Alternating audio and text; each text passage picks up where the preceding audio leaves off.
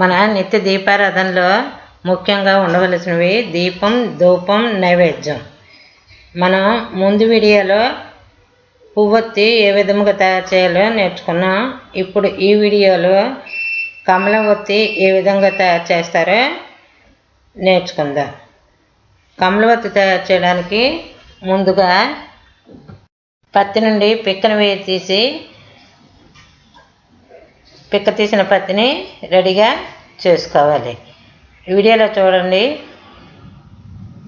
పత్తిలో పిక్కని ఏ విధంగా వేరు చేస్తున్నారో. ఈ విధంగా పత్తి నుండి పిక్కను వేరు చేసి ఈ పత్తితో మనం కమలం ఒత్తి తయారు చేసుకుంటాం. ఇప్పుడు ఈ పిక్క తీసిన పత్తిని ఎడమ చేతిలో ఈ విధంగా పట్టుకొని కుడి చేతి 3 వేళ్లను విభూదిలో ముంచి ఈ విధంగా దూదిని ఎడమ చేతితో ప్రెస్ చేసి పట్టుకొని కుడి చేతితో స్ట్రెచ్ చేస్తూ సన్నంగా దారం వచ్చేటట్టు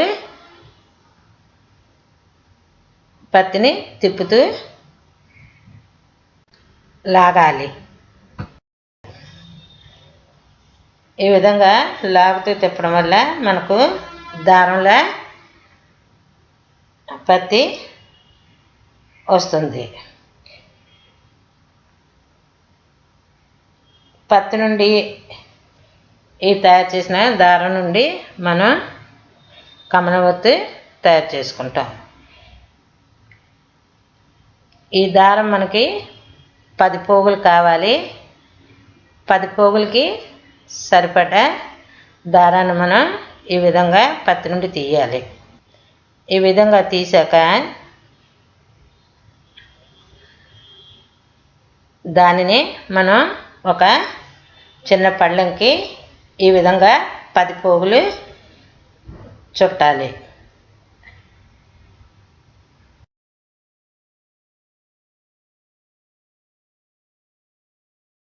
ఒకటి, 2, 3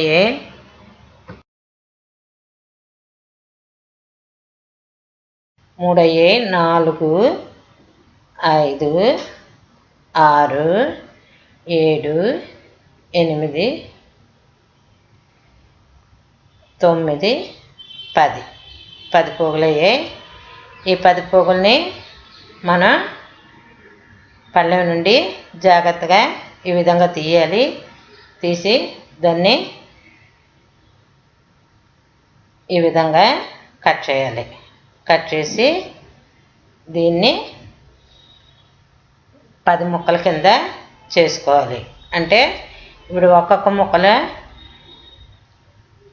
10 ఒత్తులు ఉన్నట్టు 10 ముక్కలు చేస్తున్నాం కనుక 10 10ల 100 ఒత్తులు అయినట్టు. అంటే ఈ కమలం ఒత్తి మనం ఒకటి వెలిగిస్తే 100 ఒత్తులు వెలిగించినంత ఫలితం కలుగుతుంది. చూడండి, 10 ముక్కలు చేస్తున్నాను. 10 ముక్కలు అయిన తర్వాత ఒక్కొక్క ముక్కని తీసుకొని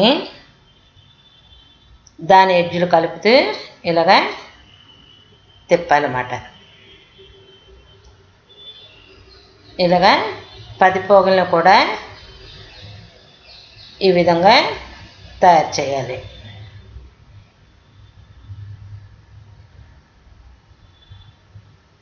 పది పోగులు అయిన తర్వాత మనకి ఈ కమలం ఒత్తిలో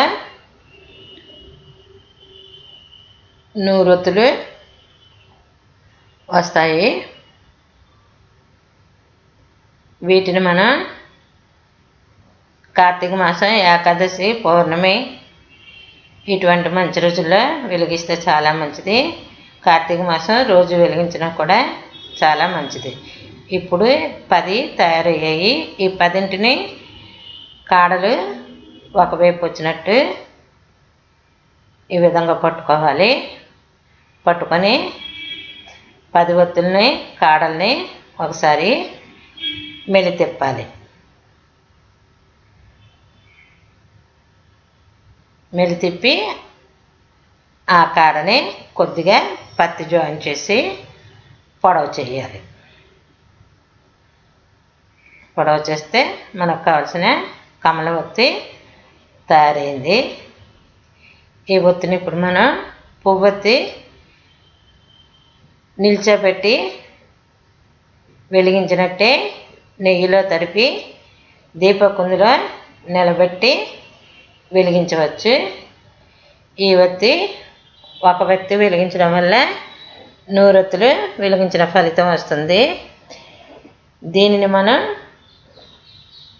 మంచి రోజుల్లో కార్తీక పౌర్ణమి, ఏకాదశి ఇటువంటి రోజుల్లో వెలిగించుకోవచ్చు.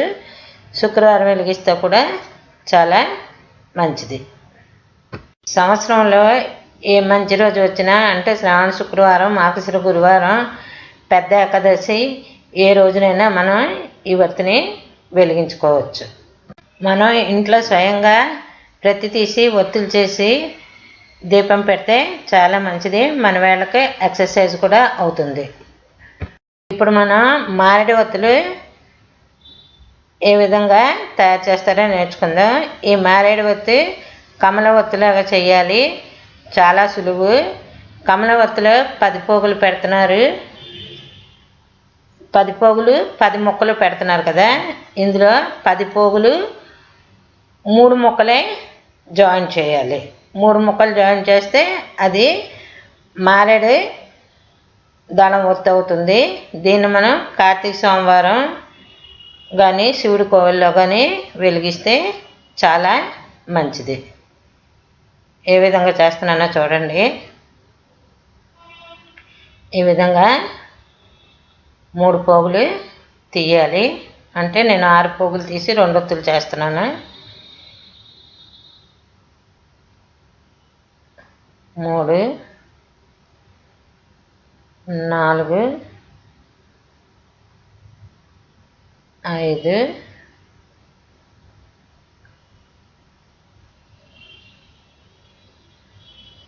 6. ఇప్పుడు ఒక్కొక్క దాన్ని ఎడ్జ్లు ఫోల్డ్ చేసి తిప్పుతున్నాను. ఈ 3ంటిని కలిపి మరి కొద్దిగా పత్తి జాయిన్ చేసి కాడ పెద్ద చేయాలి. దీన్నే మారేడు ఒత్తి అంటారు. దీన్ని శివుడి కోవిల్లో వెలిగిస్తే చాలా మంచిది. మరో ఒత్తి తయారు చేస్తున్నాను చూడండి.